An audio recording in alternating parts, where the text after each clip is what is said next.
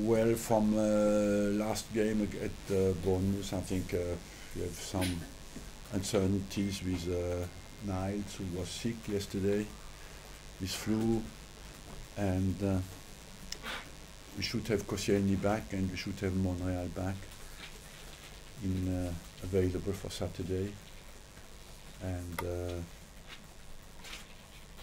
maybe Özil back as well. He should be back as well. So that's the good news. How's Olivier Giroud? Olivier Giroud is 1 week away. And just finally for me, obviously Theo has now joined Everton. What will your abiding memories of him be, Arsene? Well, I would say that my memories on Theo go for over 12 years, you know. Personally, I'm very, very attached to Theo because he's a person who is intelligent, has complete integrity, for total commitment and focus on his job. And I remember he arrived here at the age of 16 and went to the World Cup straight away. And of course he scored important goals when you look back in big games. You speak about cup finals or Champions League games or the games against local derbies. You know, we have been outstanding performances against Tottenham. So I just regret what happened, but he didn't play enough recently, and I wish him well and thank him for everything he has done for us, and will always be welcome here.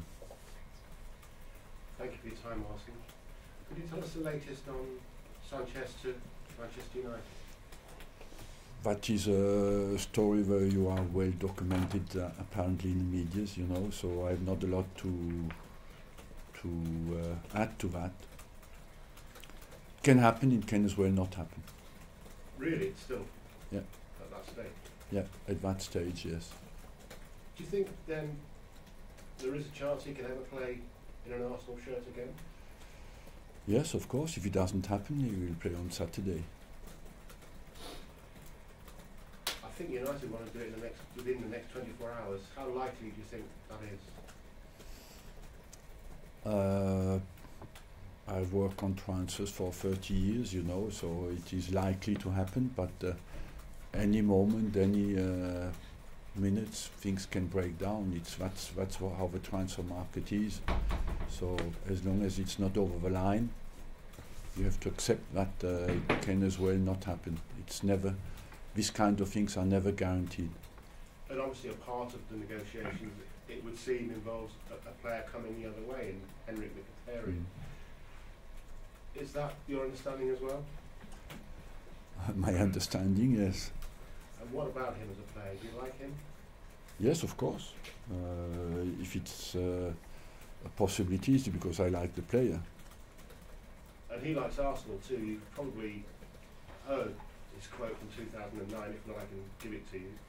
Yeah, we played many times against him when he was at Dortmund, you know, and so he certainly appreciated the quality of our games and the way we play football, and so that's why certainly loves the club as well. Would wages be an obstacle at all, because you have the structure here which apparently he wouldn't quite fit into given what's on at United? The wages would not be a problem. In terms of Sanchez, you said that he wouldn't go unless you found a replacement for him. Would that replacement be Mkhitaryan, or would you still be looking? Look, this would be an exchange of players, and I think one would replace the other. And are we still on the transfer market after that? Yes. Malcolm, any latest on that? No, I don't think we are close to do that. You don't think that will happen in January? I don't think so, no. And Aubameyang, forgive the pronunciation, his agent's apparently in London. Is he a player that might be joining Arsenal soon? No, I have nothing to add to that. We are, as I told you, we are this kind of things. It's better when it's secret and when you don't come out on it, and when you announce it when it's over the line. And apart from the deal we just spoke about, Sanchez Mkhitaryan could happen, yes. nothing else is close. Aubameyang, just finally on him, to say the least, is a bit of a character, isn't he? Would he fit in at Arsenal, do you think? Yes, because character can be a very positive note and can be a very negative note, you know. So I believe overall you look at the achievement of a player during his career, and usually when the career has been very positive, a character has been used in a positive way. Final one, Johnny Evans. There as well, nothing to add at the moment. You say Ozil's possibly fit again, which is good news. Do you see him being here in February? In February? Yes, of course. So no move out in January for Ozil? No. Can I just ask you finally from me, Arsene, about the making public of the exchange with Mike Dean after that decision to give West Bromwich Albion a penalty, which we obviously realised was a bad decision. Do you feel happy that these exchanges are made public? No, I have nothing especially to add on that. I think the referees have their own sanctions, and they have to live with that. And I don't especially want people to be punished, you know. I think just you want them to make the right decision and to help them to make the right decisions. And that's all I want. After that, what happens, it's down to them how they have their own rules, and I respect that. But surely after, in a grown-up's game, after a debatable decision like that in the heat of the moment, it's fine to have an exchange of views with a referee. I don't know what is fine. I heard so much in the dressing room that has not been punished, and so much worse than what I said that has not been, people got away with it, you know. And I heard a lot at half-time as well, where I never spoke in 21 years to any referees at half-time in the dressing room. So I was quite amazed by the fact that I was charged. Thank you, Arsene, hindsight is a wonderful thing. Do you maybe regret now not selling Sanchez in the summer, getting more money for him, and having this whole circus for the last 3 weeks? Look, the problem was exactly similar to what it is today. I only accepted to let him go if somebody else comes in for him, and it was not possible in the summer. I would have done it because it was not possible, because it happened very late on the last day of the transfer market, and that's why it didn't happen. So overall, if it happens now, it's because somebody else comes in for him. I was at Chelsea last night, and I think it's debatable about whether the VAR cleared up things last night or not. I mean, you'll have seen it over the last couple of weeks. Your first leg of the semi-final of the League Cup used VAR. From what you've seen so far, would you say it's been a success? It's look, what you want is to improve the system that exists at the moment, and VAR will contribute to improve it. Will be some hiccups at the start of the functioning, certainly. Will you still need to clear up the way it works? Yes, I agree. Is that enough to renounce? I would say no. Personally, I'm still a fervent supporter of it, and I believe we have to move forward and to improve the system, certainly, but we have to go for it, and you cannot imagine that in the future it will not be used. We have to find the proper way to do it, but it has to go that way. last season you beat Palace at home, and there was that famous scorpion kick goal from Olivier Giroud. You've already beaten them at Selhurst Park this season, so are you confident going into Saturday's game? I'm confident, yes, but it's down to our performance, you know. Crystal Palace is was on a good run before we played against them at Crystal Palace, and since they have had positive results again, so we have just to focus on our performance and make sure that we win the game. Finally from me, it hasn't been the happiest of 2018s on the pitch for Arsenal so far.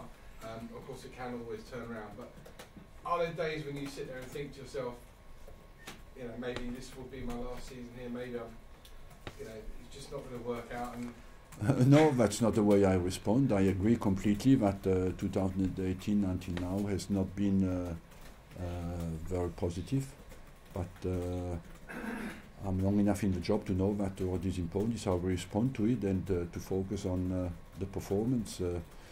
My personal situation is a bit secondary to all that. What is important is how the team responds, and what we make of 2018. We have many challenges. It's difficult at the moment, but as well very exciting, because we have many challenges in front of us, and we can come back in the Champions League, and we of course play the semi-final next week, and after we have a Europa League as well, is another target. So we have to very quickly get over this transfer period, because for us especially this period has been more disturbing than ever. Because why? Because we have big players who are at the end of their contract, and that's the first time it happens that we have so influential players who have close to the end of their contract, and it has been more destabilizing than ever. You just said, Arsene, that this has been more disturbing than ever. That means you must have been under a lot of stress. Has this been the most stressful period the last couple of weeks? I don't know. I have no stress measurement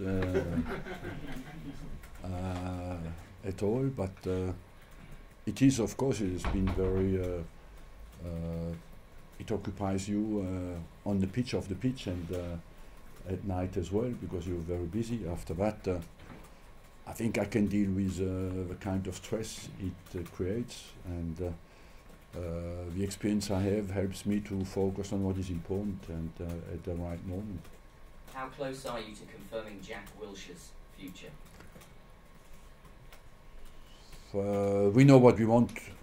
We want him to stay, we want him to extend. After that we have to find, he wants to stay. After that we have to find a satisfying financial agreement with Jack that is good for him, and that's what we're trying to do.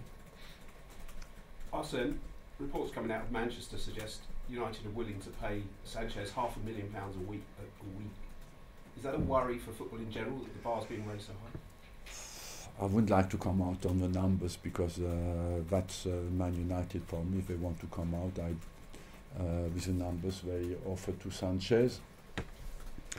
I respect Man United because they generate the money, they pay to the players by their own with their own resources. So you have to respect that, and after that it's down to them to know how much they want to give to the player. But overall, Manchester United is a club very well managed financially, and of course as well on the pitch. So that's why I don't have any problem with the money they pay. But will it skew the transfer market here, the wages paid for other clubs? Look, the modern football has created a kind of game where the best players in the world are regrouped to a very small number of clubs. That makes football less unpredictable and much more predictable. And I would say the financial resources become between the biggest clubs and the smaller clubs. This gap has increased in the last 5 years tremendously. On Alexis's decision, though, are you disappointed that it does seem to have come down to money?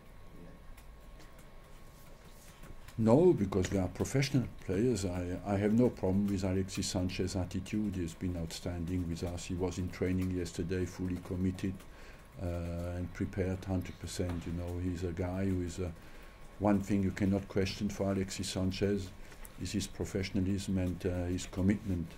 After that, he's 29 years old.